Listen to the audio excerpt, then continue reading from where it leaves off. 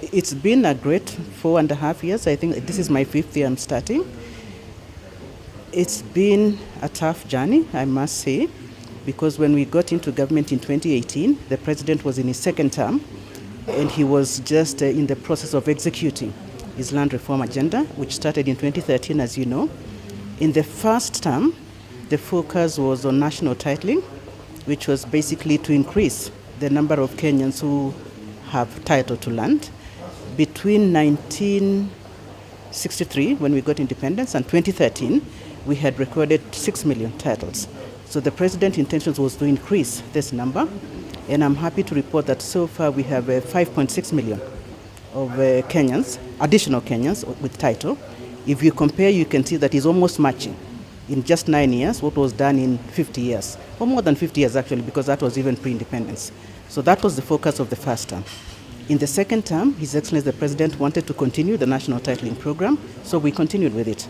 But he also wanted to secure these gains. Why do I say secure these gains? If you're a Kenyan and you own land, you know the challenges in our sector. So the President wanted to make sure that once you have title to land, your ownership is guaranteed. And the challenge we've had is manual record, building up for almost 60 years now.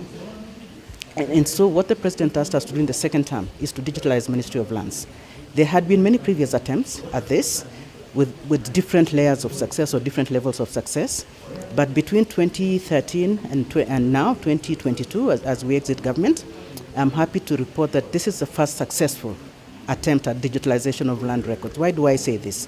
Previously, we had just digitized the end process of documentation of rights to land. That is the registration process. But under His Excellency the President's guidance, we've digitalized everything actually in the Ministry of Lands, beginning from all the departments of lands, Survey of Kenya, physical planning, all the processes that you require to guarantee your right. So they're on an integrated platform now, the National Land Information Management System. We commonly call it Ardhi Sasa. It is live in Nairobi now.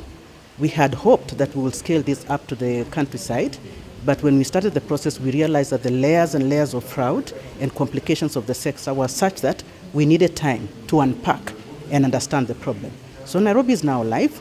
We hope to fully stabilize it by the time of the transition in August.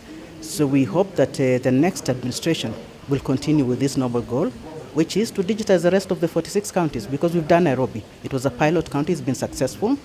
It has brought to the fore a lot of things that you would otherwise not have known had we not digitized. Now we are able to secure our public lands. One of the things the President tasked us to do is to identify all the public lands as we digitalize and then secure them. So in Nairobi, we have about 2,500 documented public lands. It's an ongoing process, it's work in progress. We continue to document as we come across these public lands. They are now secured. Once it's on the platform, the National Land Information Management System, it is not possible to interfere with it anymore. I think you know the Kenyan palace, land grabbing. It's not possible now in Nairobi to grab public land because we've secured it. We hope that this will be scaled to the rest of the country so that all our public assets are secured for posterity for our children and our children's children. The other thing that the President asked us to do, which we've done successfully, is to align all the laws in our sector with the Constitution of Kenya 2010. Remember, devolution is new. The Constitution came in force in 2010. There are many things which were previously not in the old Constitution, which are now in our current Constitution, such as land use planning. In the previous Constitution, it was a role of the national government. Now it is a devolved function. It means we have to work with our county governments. So we had to change the law. So in 2019, the Physical Planning and Land Use Act came into force. The regulations have just gone through Parliament. We are just hoping to pass it through Senate now. Then the law will be fully in force. It means our counties can now fully enjoy the benefits of a devolved land use planning system. The other law that we successfully brought into the fore in 2020 is the Sectional Properties Act of 2020. This act is aimed at securing title to apartments. You know that many Kenyans, middle class especially, cannot afford land, but they can buy an apartment. Previously, it was not possible to have a title to an apartment. Now we can have a title to an apartment. So these are some of the laws we've done. We've done many laws to make sure that what we are doing is ingrained in the law. So these are some of the things that we did over the last 4.5 years or so, which we hope the next administration will continue. And lastly, we have started the process of decentralizing. We want to take all our land records to their home counties so that Kenyans don't have to come to Nairobi to enjoy services of our ministry. Being as a cabinet secretary in the government of His Excellency Uhuru Kenyatta has been exciting. I've had the opportunity to see public service transformation in the sense that when you look at the achievement this country has made, we are particularly happy that if you look at the infrastructure, if you look at education, if you look at health, if you look at inclusion in this country, public servants have been the center. They have been the center in the sense that they are the one who develop policies, they implement them, and that's what has made the government of Uhuru Kenyatta realize such achievement. Let me also say that my other experience, since the administration of Uhuru Kenyatta, we have had in the last 5 years reduction of strikes to the extent of almost 90% of the strikes. We only have a few from Minister of Health and the county government because on devolution.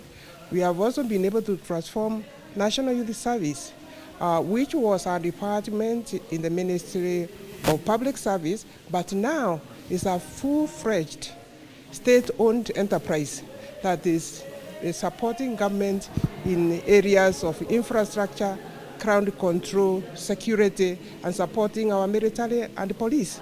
Therefore, we have really been in that particular, this cabinet, we have seen a lot of achievement because of his leadership, of His Excellency the President, who have been very supportive. I think that it's probably the best, it's been the best delivery time for me from 2013 when I was the Minister for Foreign Affairs, where I was given all the support, all the facilitation that I needed to be able to put policies in place, to be able to guide the ministry from where it was at to where I left it.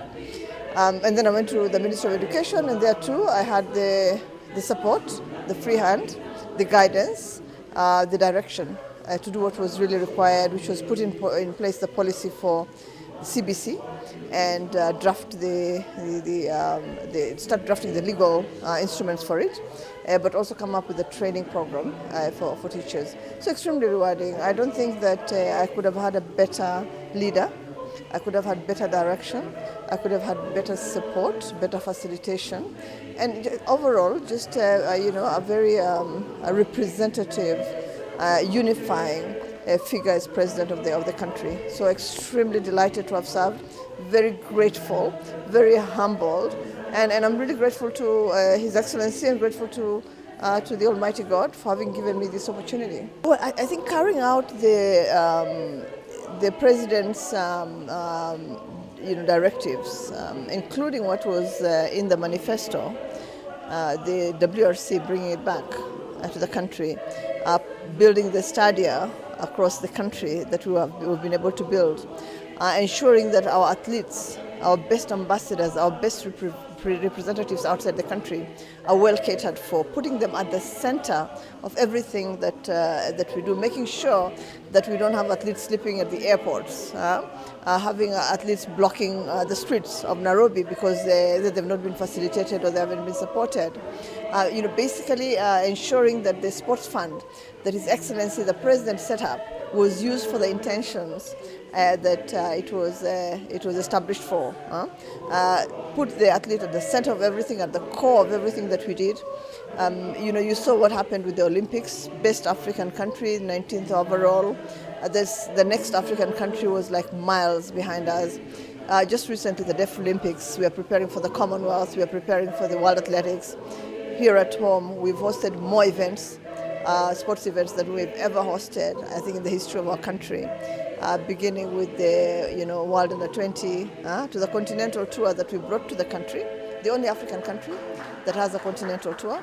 And I think for me the highlight was the marathon on the expressway that His Excellency the President has built for our country, one of the biggest legacies.